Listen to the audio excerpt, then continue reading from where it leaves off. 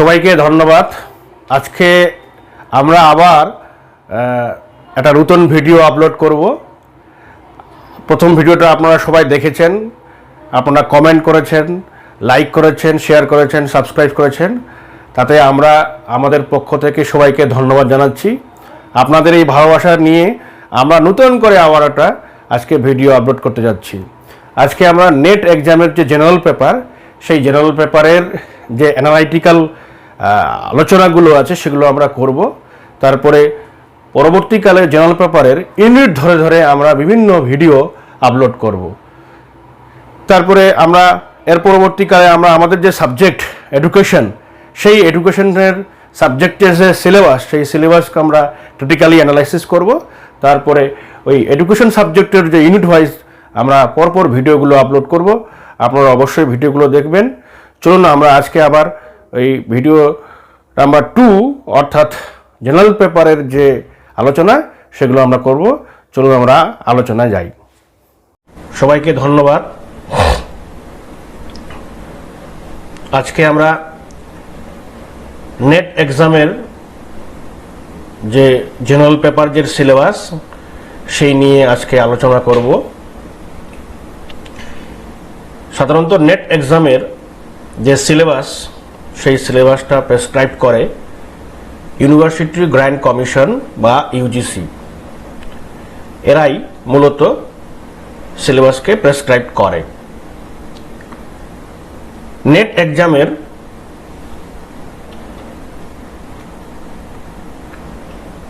Net এক্সামের যে paper 1, সেই পেপার 1টাকে আমরা বলি জেনারেল পেপার।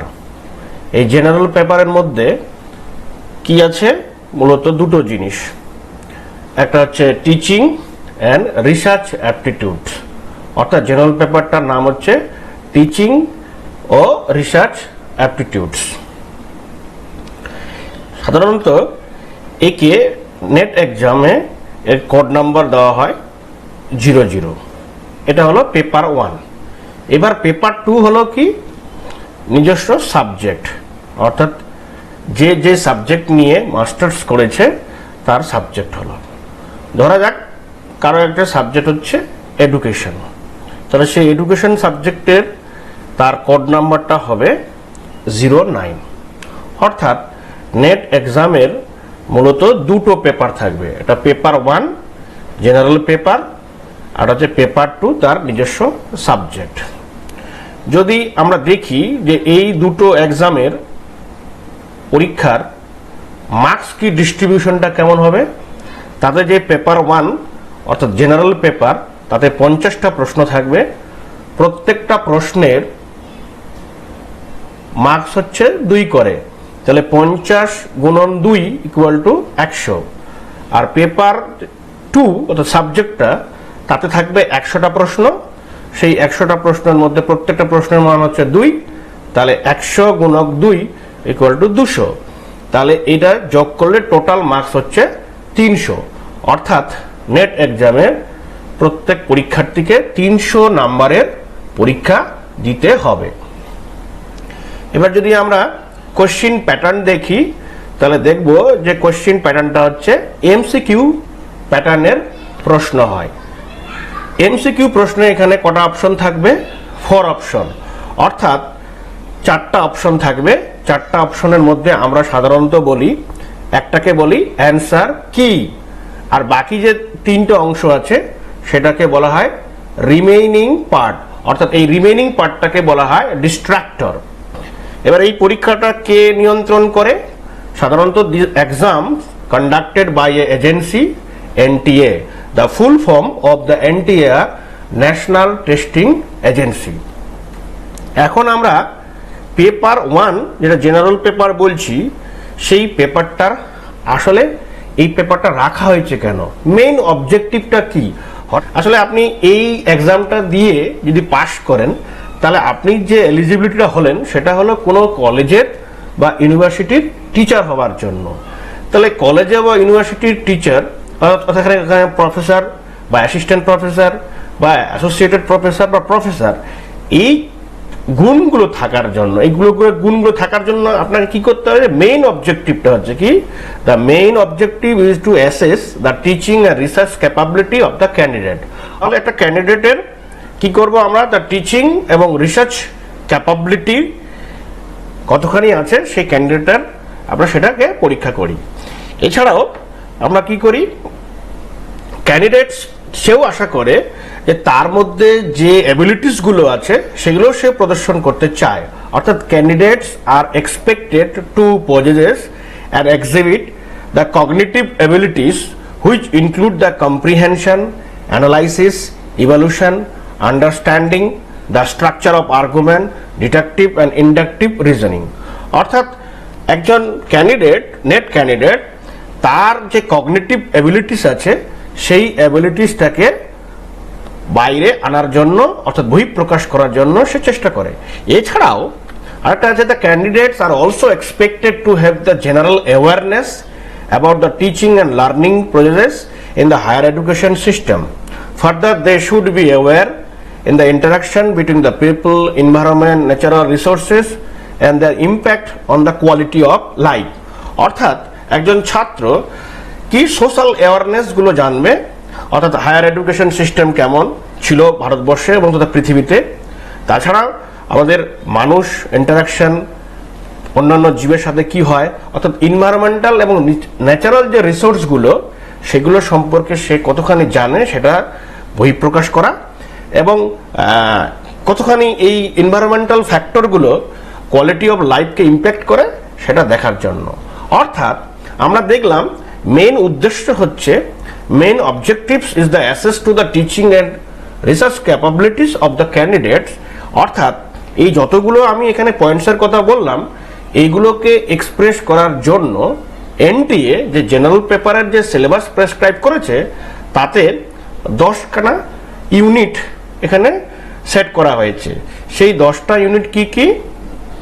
অর্থাৎ একটা হলো ইউনিট নাম্বার 1 টিচিং অ্যাপটিটিউডস, অর্থাৎ একজন ছাত্রের টিচিং অ্যাপটিটিউডস অর্থাৎ শিক্ষা এবং শিখন প্রণালীর সম্পর্কে তার কতখানি জ্ঞান এইটা জানার জন্য এই টিচিং অ্যাপটিটিউডস এখানে রাখা হয়েছে।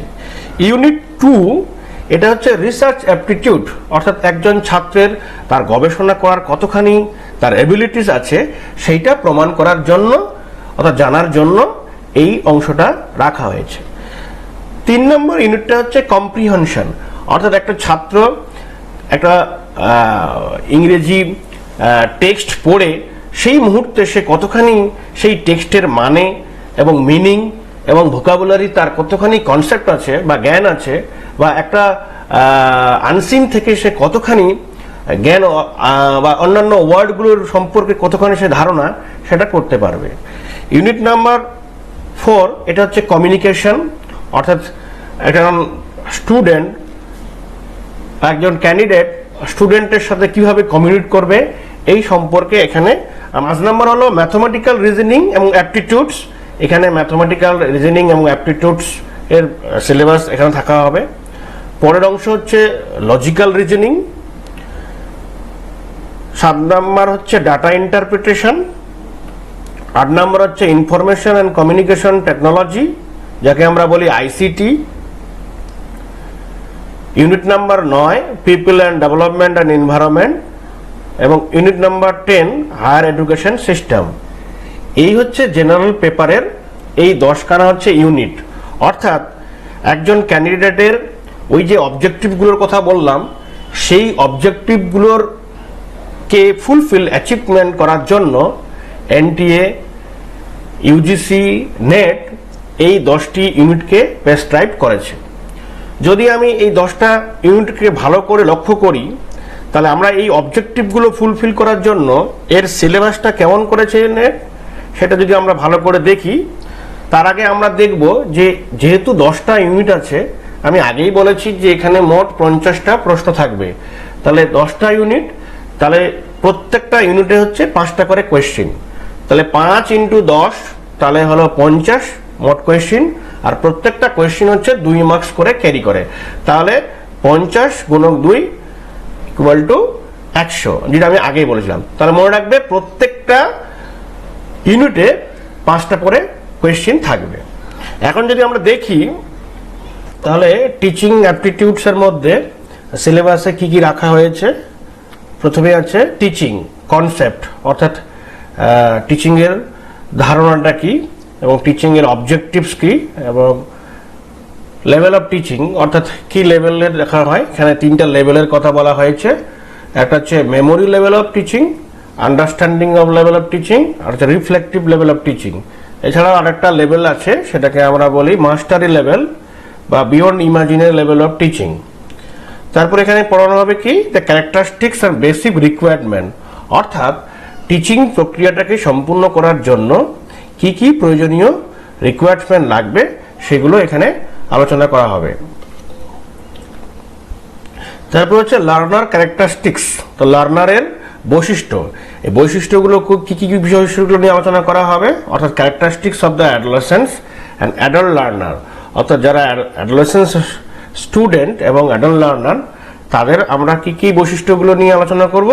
সেই আলোচনাগুলো হচ্ছে একাডেমিক, সোশ্যাল, ইমোশনাল, কগনিটিভ আর ইন্ডিভিজুয়াল যে ডিফারেন্সেস আছে এই সমস্ত বৈশিষ্ট্যগুলো নিয়ে আলোচনা করা হবে। তারপর আছে টিচিং অ্যাপটিটিউডের মধ্যে যেটা রাখা হয়েছে সেটা হচ্ছে factors the affecting the teaching related to অর্থাৎ teacher, learner, supported materials, instructional facilities, learning environment and institution, অর্থাৎ কি কি ফ্যাক্টর টিচিংকে মোটিভেট করতে পারে, তাহলে সেই সব বিষয়গুলো নিয়ে এখানে আলোচনা করা হবে। তারপরে আছে method of teaching in the institution of higher learning, অর্থাৎ উচ্চ যে শিক্ষা সেই শিক্ষার ক্ষেত্রে কি পদ্ধতিতে টিচিং পড়ানো হবে। তার মধ্যে এখানে আছে teacher centred versus learner centred method, অর্থাৎ দুটো মেথড আছে, টিচার কেন্দ্রিক আর হচ্ছে স্টুডেন্ট কেন্দ্রিক। এছাড়াও আছে কি পদ্ধতিগুলো আছে অফলাইন ভার্সেস অনলাইন মেথড। এখন বর্তমানে যে অনলাইন যে মেথডগুলো, এখন করোনা পরিস্থিতিতে এই অনলাইন মেথডটাই সবথেকে ভালো, তাতে কয়েকটা এখানে পদ্ধতির নাম করা হয়েছে, তার মধ্যে স্বয়ংপ্রভা, MOOCS এগুলো এখানে এই সিলেবাসে এখানে রাখা হয়েছে। তারপর হচ্ছে টিচিং সাপোর্ট সিস্টেম, অর্থাৎ টিচিংকে ভালোভাবে নিয়ন্ত্রণ করার জন্য কি কি সিস্টেম লাগবে। সেক্ষেত্রে যে ট্র্যাডিশনাল যে পদ্ধতি, পুরনো পদ্ধতি, সেই পদ্ধতিগুলো মডার্ন এবং ICT বেসড, অর্থাৎ বর্তমানে যে ICT অর্থাৎ ইনফরমেশন যে টেকনোলজি আছে সেই টেকনোলজি প্রয়োগ করে কিভাবে টিচিং প্রক্রিয়াকে উন্নত করা যায় সেটা এখানে আছে। তারপর আছে এবার ইভ্যালুয়েশন সিস্টেম আছে, অর্থাৎ ইভ্যালুয়েশন সিস্টেমে মানে মূল্যায়ন করতে হবে ছাত্রদের, সেই মূল্যায়নের ক্ষেত্রে কি কি এলিমেন্টস আছে এবং মূল্যায়নের প্রকারভেদ নিয়ে আছে, দ্য টাইপস অফ ইভ্যালুয়েশন। তারপর হচ্ছে evaluation in the choice based credit system in the higher education system, অর্থাৎ বর্তমানে ভারতবর্ষের তথা পৃথিবীতে প্রায় সমস্ত ইউনিভার্সিটিতে এখন যে পদ্ধতিতে মূল্যায়ন করা হয় সেটাকে আমরা চয়েস বেসড ক্রেডিট সিস্টেম বলে। চয়েস বেসড ক্রেডিট সিস্টেম কেমন সেটা নিয়ে আলোচনা করা হবে। তারপর হচ্ছে কম্পিউটার বেসড টেস্টিং, অর্থাৎ ইভ্যালুয়েশন যে সিস্টেম আছে সেই ইভ্যালুয়েশন সিস্টেমের নতুন কি কি পদ্ধতি সেগুলো নিয়ে আলোচনা করা হবে। এবার হচ্ছে ইউনিট 2, ইউনিট 2টাকে বলা হচ্ছে রিসার্চ অ্যাপটিটিউডস। এখানে কি আছে রিসার্চ অর্থাৎ গবেষণা কি, তার প্রকারভেদ, তার বৈশিষ্ট্যগুলি এবং তার যে অ্যাপ্রোচ আছে। এখানে দুটো অ্যাপ্রোচের কথা বলা হচ্ছে, একটা হচ্ছে পজিটিভিজম, একটা হচ্ছে পোস্ট পজিটিভিজম, অর্থাৎ পজিটিভিজম থেকে পোস্ট পজিটিভিজম কিভাবে হয়, প্যারাডাইম কিভাবে শিফট হয়, এইখানে সেইগুলো উল্লেখ করা আছে। তারপর হলো মেথড অফ রিসার্চ, অর্থাৎ রিসার্চ গবেষণা করার জন্য বিভিন্ন পদ্ধতি আছে, সেই পদ্ধতির মধ্যে এখানে বলা হয়েছে এক্সপেরিমেন্টাল, ডেসক্রিপটিভ এবং হিস্টোরিক্যাল। এছাড়া দুটো পদ্ধতি আছে সেখানে উল্লেখ করা হয়েছে, সেটা হচ্ছে কোয়ালিটেটিভ অ্যান্ড কোয়ান্টিটেটিভ মেথডস, অর্থাৎ মেথডস হচ্ছে মূলত দুটোই, কোয়ালিটিভ এবং কোয়ান্টিটিভ। অর্থাৎ যখন আমরা গবেষণা করব, গবেষণার সময় সব সময় এই কোয়ালিটিভ এবং কোয়ান্টিটিভ দিয়েই শুরু হবে। তারপরে আছে স্টেপস অফ রিসার্চ, অর্থাৎ গবেষণা করার জন্য কি কি প্রক্রিয়ায় সেই প্রক্রিয়াগুলোকে উল্লেখ করতে হবে। সাধারণত আমরা যে এডুকেশনাল যে গবেষণাগুলো করি সাধারণত বিভিন্ন স্টেপগুলো আছে, কেউ 5টা বলে, কেউ 7টা, যাই হোক আমরা মোটামুটি স্টেপগুলো জানবো। তারপর হচ্ছে যখন আমরা থিসিস এবং আর্টিকেল রাইটিং, অর্থাৎ যখন আমরা কোনো পিএইচডি গবেষণা করব বা এমফিল করব, সেই মুহূর্তে আমরা কিভাবে রাইটিং স্কিলের ফরম্যাট হবে এবং রেফারেন্সিং স্টাইলটা কেমন হবে, আমরা সাধারণত যেগুলো সোশ্যাল সায়েন্স সেগুলো এপিএ স্টাইলে করি, সেই স্টাইলগুলোকে আমাদেরকে জানতে হবে। তারপর হচ্ছে application of the ICT in the research, অর্থাৎ গবেষণার ক্ষেত্রে আইসিটির কি প্রয়োগ, সেটা আধুনিক গবেষণায় আইসিটির প্রয়োগটাকে জানতে হবে। তারপর হচ্ছে রিসার্চ ইথিক্স, যখন আমরা গবেষণা করব, সেই গবেষণা করার সময় আমাদের কতগুলো কোড অফ কন্ডাক্টস অর্থাৎ ইথিক্স মেনটেন করে চলতে হবে। এই হচ্ছে রিসার্চ অংশ। এবার ইউনিট 3 কম্প্রিহেনশন। কম্প্রিহেনশন মানে হচ্ছে একটা আনসিন থাকবে passage, a passage of the text be given, অর্থাৎ আনসিন দেওয়া থাকবে, সেটা পড়তে হবে। পড়ার পর আমরা দেখব যে সেখান থেকে কোয়েশ্চেন জিজ্ঞেস করবে, অর্থাৎ question be asked from the passage to be the answered, অর্থাৎ আনসিন পড়ে সেই আনসিন থেকে বিভিন্ন রকমের কোয়েশ্চেন থাকবে, সেই কোয়েশ্চেনগুলো আমরা আনসিন থেকে পড়ে সেগুলো আমরা উত্তর করব।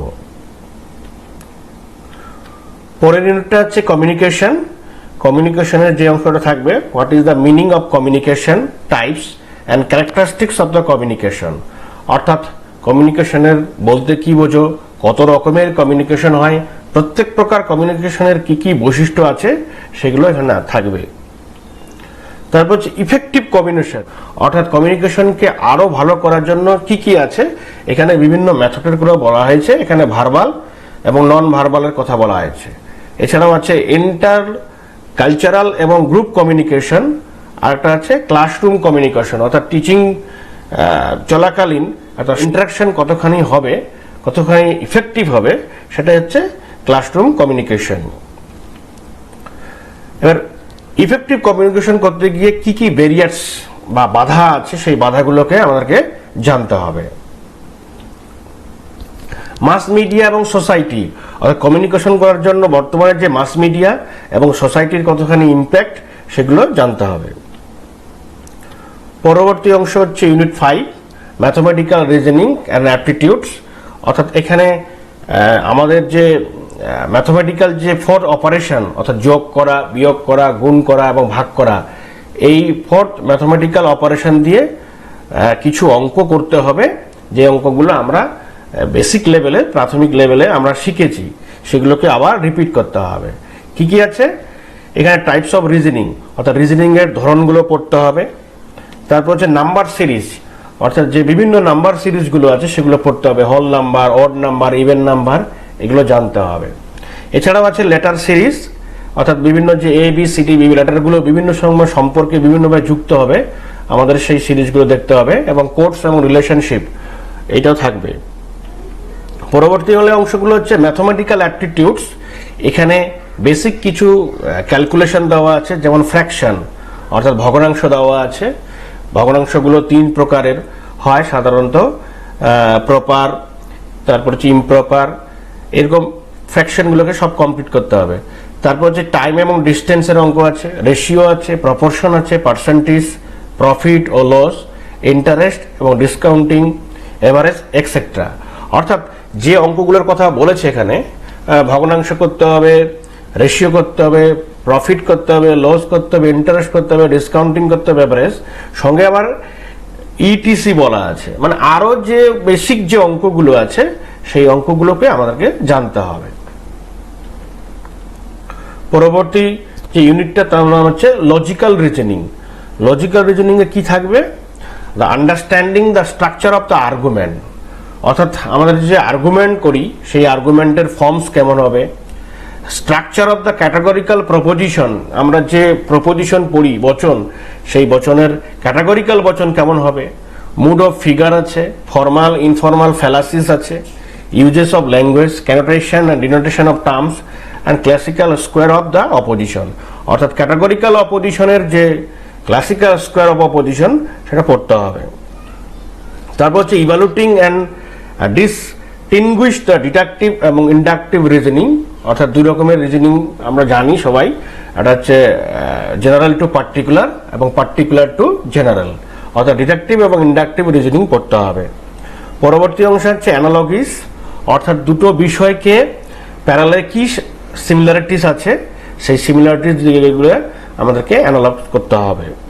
পরবর্তী অংশে ভ্যান ডায়াগ্রাম, অর্থাৎ ভ্যান ডায়াগ্রাম করতে হবে, সেটা সিম্পল এবং মাল্টিপল ইউজ আছে for the establishing the validity of the argument, অর্থাৎ কোনো আর্গুমেন্টকে তাকে ভ্যালিড এবং একুরেসি নিয়ে আসার জন্য ভ্যান ডায়াগ্রাম দিয়ে আমাদেরকে সেটা প্রকাশ করতে হবে। তারপর হচ্ছে এখানে ইন্ডিয়ান যে লজিক, সেখানে ইন্ডিয়ান লজিকের ক্ষেত্রে এখানে মিনস অফ নলেজ, অর্থাৎ ভারতীয় যে যুক্তি, সেই যুক্তিকে পোর্শনে আমরা নলেজ কতখানি, নলেজ কাকে বলে, নলেজ কিভাবে আমরা গ্যাদার করব সেটা জানতে হবে।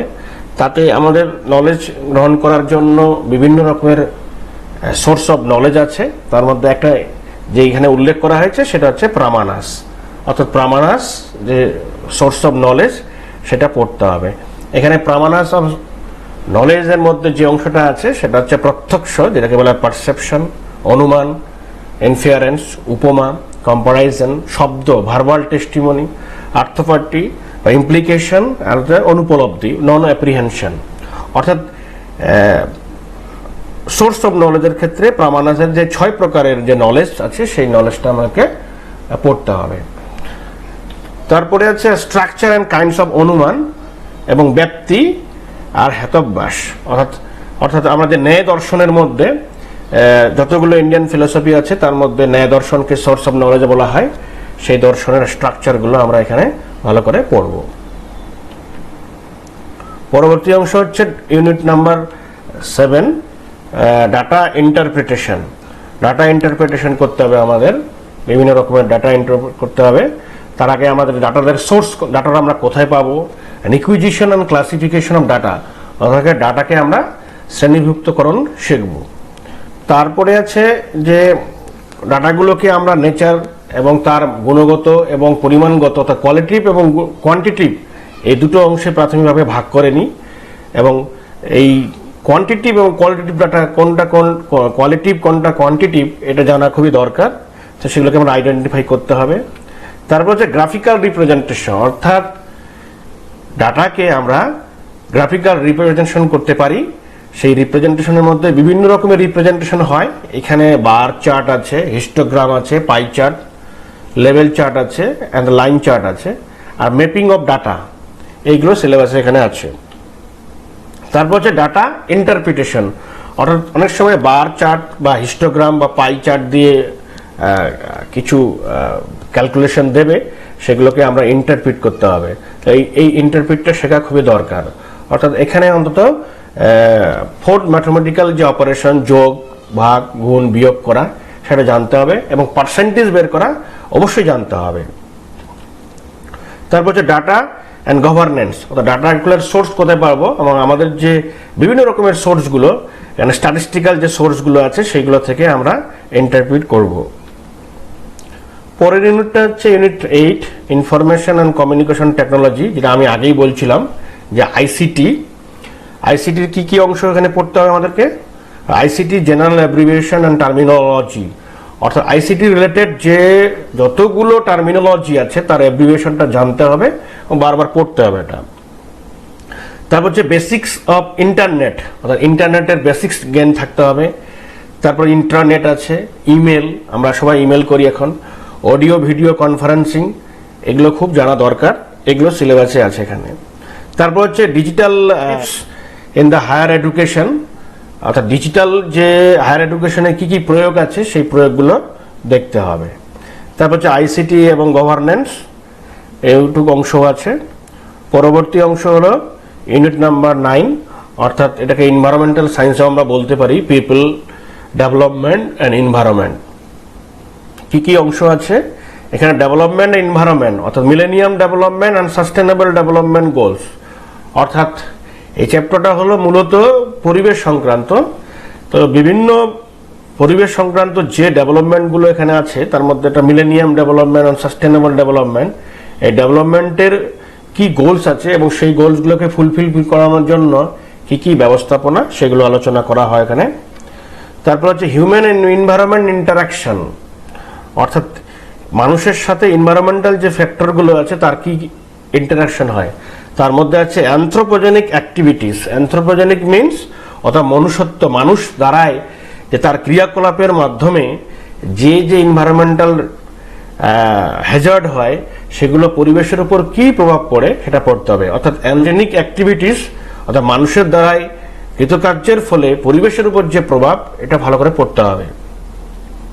পরবর্তী আছে এনভায়রনমেন্টাল ইস্যুজ আছে। এই ইস্যুগুলো তিনটা লেভেলে আছে, এটা হচ্ছে লোকাল লেভেল, আর হচ্ছে রিজিওনাল লেভেল, আর হচ্ছে গ্লোবাল।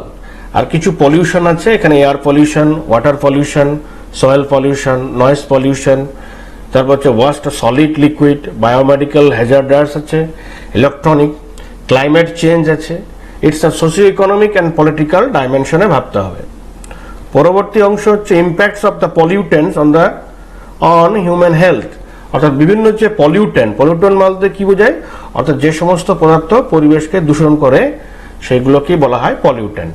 পলিউটেন্টস গুলো দুই রকমের হয়, ডিগ্রেডেবল এবং নন ডিগ্রেডেবল। সেগুলো মানুষের জীবনে কি প্রভাব ফেলতে পারে সেগুলো পড়তে হবে। পরবর্তী অংশ হচ্ছে যে ন্যাচারাল এবং এনার্জি রিসোর্স, অর্থাৎ বিভিন্ন যে সোর্সগুলো আছে, solar, wind, soil, hydro, geothermal, biomass, nuclear, forest, এগুলো আমাদের সোর্সগুলো জানতে হবে এবং এই সোর্সগুলো ভারতবর্ষে কোথায় কোথায় পাওয়া যায় সেগুলো জানতে হবে। পরবর্তী হচ্ছে ন্যাচারাল হ্যাজার্ডস এবং ডিজাস্টার মিটিগেশন অফ স্ট্র্যাটেজি। বিভিন্ন রকমের যে দুর্যোগ বা প্রাকৃতিক দুর্যোগগুলো হয় সেই দুর্যোগগুলোকে নিয়ন্ত্রণ করার জন্য আমাদের ভারতবর্ষের সরকার কি কি স্টেপ নেয় সেগুলো স্ট্র্যাটেজি জানতে হবে।